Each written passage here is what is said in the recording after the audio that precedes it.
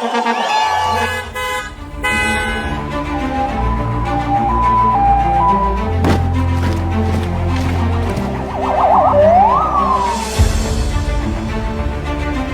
de l'État, commandant suprême des forces armées et de la police nationale congolaise, le détachement d'honneur de la garde républicaine est rangé pour vous accueillir et vous rendre les honneurs à l'occasion de votre discours sur l'état de la nation devant les deux chambres du Parlement réunies en congrès. Je vous invite à passer les troupes en revue.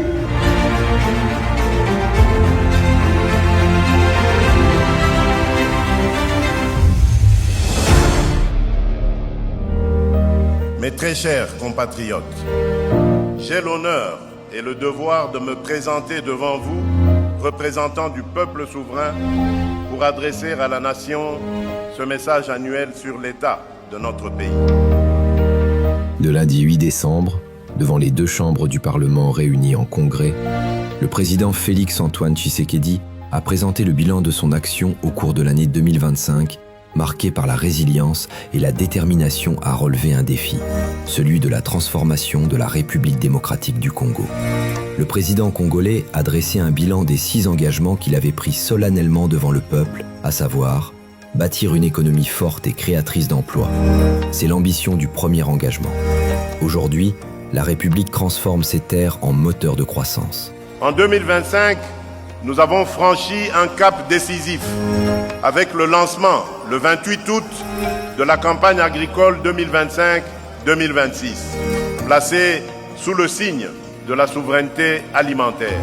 Les campagnes agricoles 2024 à 2026 redéfinissent nos paysages.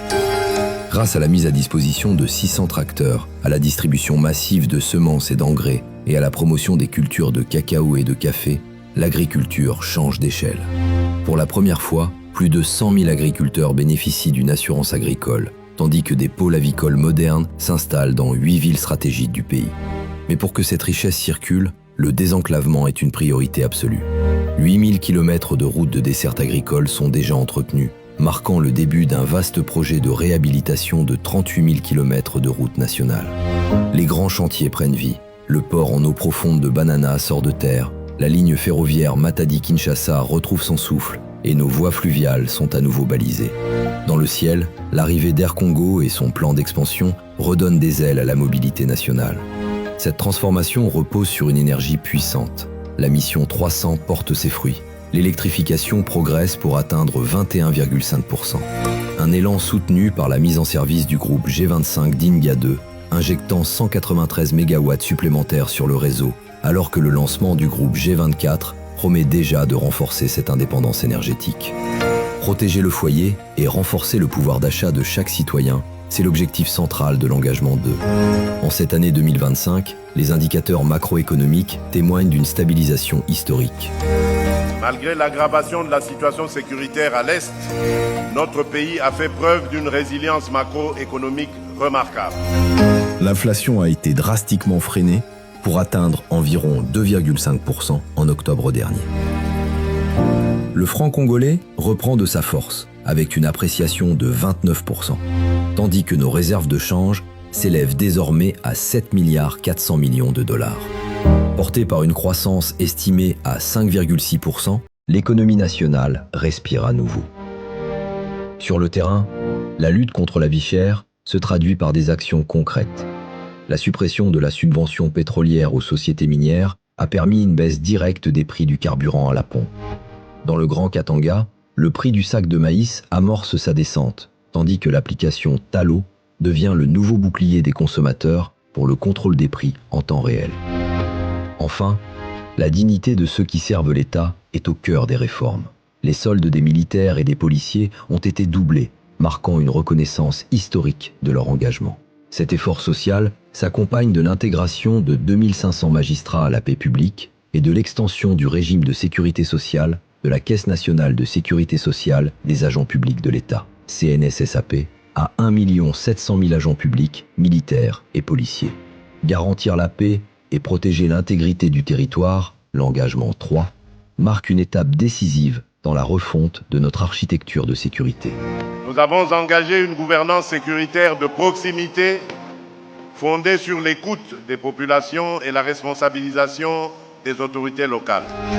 Les forces de défense connaissent une montée en puissance sans précédent. À travers une réorganisation profonde des commandements militaires, un renforcement des services de renseignement et une lutte implacable contre la contrebande, l'État réaffirme son autorité sur chaque mètre carré du pays. L'avenir de la sécurité intérieure se dessine avec la loi de programmation de la police 2026-2030. L'objectif est ambitieux, recruter et former 90 000 nouveaux policiers tout en organisant le départ à la retraite de 10 000 agents. Sur le terrain, la relève est déjà en marche. 700 recrues sont actuellement en formation à Kassangoulou et l'école de police de Kapalata retrouve son excellence grâce à une réhabilitation complète. Pour répondre aux défis du banditisme urbain, l'opération Ndobo déploie ses effets, soutenue par la formation de plus de 4500 membres au sein des comités locaux de sécurité. L'année 2025 restera gravée comme l'une des périodes les plus sombres de ces dernières décennies pour l'Est de la RDC. Dès les premiers mois, une offensive d'envergure a été déclenchée par la coalition AFC M23, avec le soutien direct de l'armée rwandaise. Les villes de Goma dans la province du Nord Kivu et de Bukavu dans celle du Sud Kivu sont tombées, laissant des pans entiers de ces zones sous une emprise de terreur. Mais face à cette agression, la nation ne s'est pas résignée. La riposte, légitime et résolue, s'est déployée sur tous les fronts, militaires, institutionnels et diplomatiques. Enfin, la sécurité nationale se joue aussi sur la scène internationale. L'année 2025 restera marquée par une diplomatie de paix active, avec la signature de l'accord de Doha, suivi de l'accord de Washington avec le Rwanda. Forte de ce rayonnement, la nation s'apprête à porter sa voix au plus haut niveau mondial, avec son élection au Conseil de sécurité de l'ONU pour le mandat 2026-27, tout en assurant la présidence de la conférence internationale sur la région des Grands Lacs, CIRGL. Pour garantir son indépendance et sa prospérité, la nation s'engage dans une mutation profonde. C'est l'engagement 4, dédié à la diversification et à la compétitivité de notre économie. En 2025, nous avons poursuivi la refondation de notre gouvernance minière afin que nos ressources cessent d'être une malédiction et deviennent un moteur de développement partagé. Le secteur minier, moteur de notre croissance, fait l'objet d'un assainissement sans précédent. 30 000 périmètres inactifs ont été retirés du cadastre pour dynamiser l'exploitation.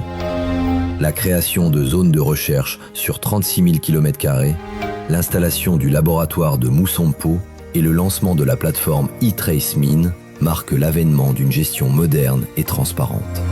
Pour protéger nos ressources et nos populations, des quotas d'exportation de cobalt ont été fixés, tandis que Massissi et Kaléé sont désormais classés en zone rouge. L'ouverture au monde se réinvente à travers des partenariats stratégiques de haut niveau. Des accords historiques avec le Qatar et les États-Unis sécurisent nos minerais essentiels. En parallèle, l'économie diversifie ses horizons, de l'Amérique latine à l'Asie, en tissant des liens neufs avec le Brésil, l'Argentine, Israël ou encore le Vietnam. Enfin, le commerce de demain se construit aujourd'hui, avec 87% des procédures numérisées au guichet unique et la mise en place de postes frontières à arrêt unique, nous fluidifions nos échanges.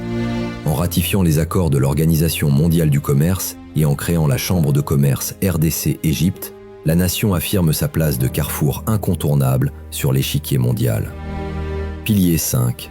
L'accès aux services de base pour chaque citoyen. C'est le cœur de l'engagement 5. Dans le secteur de l'éducation, la gratuité de l'enseignement primaire demeure une priorité absolue. Parallèlement, l'État renforce le cadre judiciaire avec l'intégration de 2500 magistrats à la paix publique, tout en honorant ses engagements sociaux par l'apurement des accords de Bibois pour l'enseignement supérieur. La santé s'installe progressivement comme une garantie publique concrète et non plus comme une faveur réservée à quelques-uns. La santé devient un droit tangible avec le lancement de la couverture santé universelle. Une protection qui s'étend désormais au-delà des soins. Un nouveau régime de sécurité sociale couvre 1 700 000 agents publics, militaires et policiers, fondé sur une solidarité partagée. Face aux défis de l'énergie et de l'eau, l'ambition est claire, l'électrification progresse pour atteindre 21,5%, avec un cap ambitieux fixé à 62% d'ici 2030. Pour l'eau, l'objectif est d'atteindre 70% d'accès dès 2028, soutenu par la réhabilitation de centrales stratégiques comme Kakobola et Inga. Enfin, à travers le programme de développement local des 145 territoires, PDL 145T, destiné à réduire les inégalités sociales, l'État reconstruit l'équité territoriale. Écoles, centres de santé et infrastructures routières sortent de terre pour effacer les disparités et bâtir un avenir commun. À ce jour, 865 ouvrages ont été officiellement achevés. Cet effort est le fruit d'une collaboration entre plusieurs agences. Concrètement, cela représente 530 écoles primaires, 275 centres de santé et 60 bâtiments administratifs désormais opérationnels. En incluant les 205 ouvrages livrés lors du premier mandat, l'ambition pour cette année 2026 est d'accélérer la livraison de l'ensemble des infrastructures prioritaires. Car l'objectif final demeure inchangé, que chaque territoire rural bénéficie enfin et sans délai des dividendes de l'action publique. Sixième et dernier pilier, moderniser l'État pour mieux servir le citoyen. Ici, l'objectif est de rendre plus efficaces les services publics. Nous poursuivons un programme ambitieux de modernisation des infrastructures, de réforme académique et de digitalisation de la gouvernance. La révolution numérique est au cœur de cette transformation. Avec la généralisation de la facture normalisée de la TVA, taxe sur la valeur ajoutée, et la digitalisation de 87% des procédures au guichet unique du commerce extérieur, l'économie gagne en transparence. Pour accompagner les contribuables, de nouvelles instances voient le jour. La COPIRAP pour rationaliser la parafiscalité et une commission de médiation fiscale dédiée au dialogue. Une étape historique est également franchie pour l'identité des citoyens. Grâce au transfert des kits d'enrôlement de la Commission électorale nationale indépendante, CENI, vers l'Office national d'identification de la population, la délivrance des cartes d'identité nationale tend à passer d'un rêve lointain à une réalité palpable. Enfin, l'efficacité des services publics s'étend jusqu'au cœur de nos territoires. Dans le Haut-Uélé, plus de 350 chefs coutumiers ont été certifiés pour renforcer la gouvernance locale.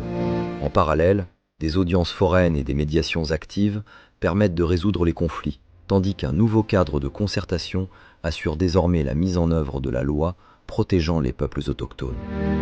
C'est dans cet esprit que je réaffirme devant vous et devant la nation ma détermination indéfectible à continuer à servir la République démocratique du Congo, à protéger l'intégrité de son territoire, à défendre la dignité de son peuple et à ouvrir pour nos enfants un avenir de paix et d'espérance. Le sport est pleinement reconnu comme un vecteur de cohésion nationale et de rayonnement international.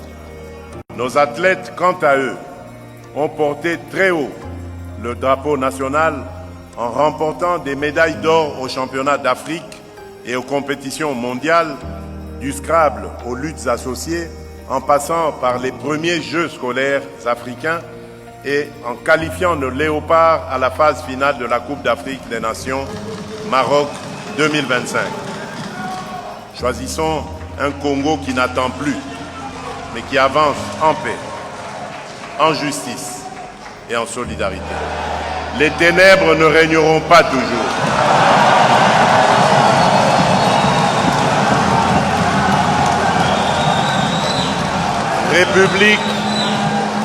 République démocratique du Congo, lève-toi et sois éclairé, car la lumière arrive.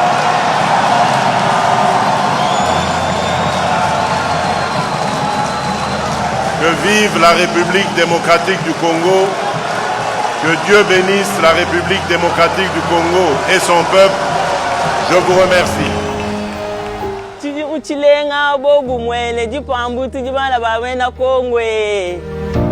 Bana Congo, mais souhaitez bien bonne année kitoko samna 2026. Vraiment félicitations samna ben. Vous l'ayez pas 2026. Qui vous caquez ce bête auquel les Congolais. Bonne année 2026. Sisi wote tuko pamoja wa Kongoman. Bonne année 2026 na bomoko na lokumu to sama Congolais.